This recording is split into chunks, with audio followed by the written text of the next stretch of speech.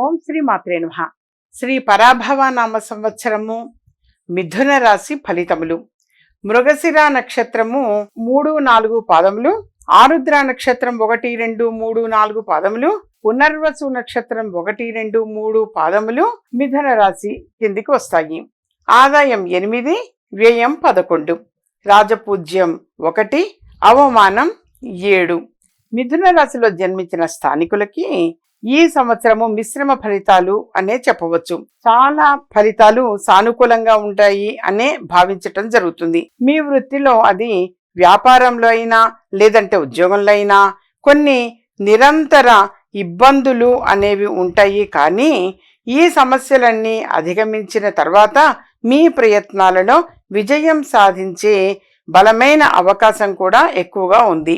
ఆర్థికంగా ఈ సంవత్సరం సాధారణంగా అనుకూలంగా ఉంటుంది మరియు మీరు ఆదాయంలో పెరుగుదలను చూడవచ్చు. ఆస్తి, రియల్ ఎస్టేట్ లేదంటే వాహనం కొనాలి అని కానీ ప్లాన్ చేసుకున్న వారికి ఈ సంవత్సరము ప్రత్యేకంగా ఉంటుంది. ఎందుకంటే ఈ రంగాలలో సగటు ఫలితాలు అనేవి కూడా వాస్తవంగా ఆశించబడుతున్నాయి. విద్యార్థులు ఈ సంవత్సరం వారి చదువులకు చాలా సహాయకారిగా మరియు ప్రయోజనకరంగా ఉండే అవకాశమే ఎక్కువగా ఉంటుంది. రాశి ఫలితాలు 2026 ప్రకారము ప్రేమ జీవితం సానుకూలంగా ఉంటుంది మరియు అవివాహితులకు ఈ సంవత్సరం మంచి అవకాశాలు తెస్తుంది అనే అంచనా వేస్తుంది.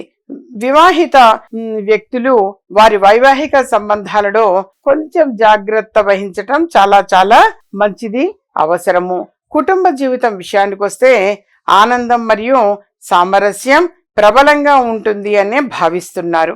ఆరోగ్య దృక్పథం నుండి ఈ సంవత్సరం మిశ్రమ ఫలితాలను అందించవచ్చు. వీలైతే కనీసం 10 మంది దృష్టిలో లోపం ఉన్న వ్యక్తులకు ఆహారం ఇవ్వడం చాలా మంచిది.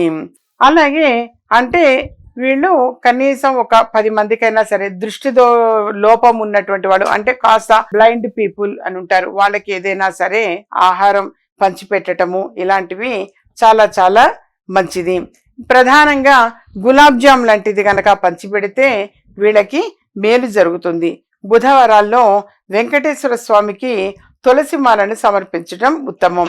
నిత్యం గణపతి ఆరాధన, సోమవారాల్లో శివారాధన వీరికి ఎక్కువ అనుకూలతలను కలుగజేసే అవకాశం ఉంటుంది.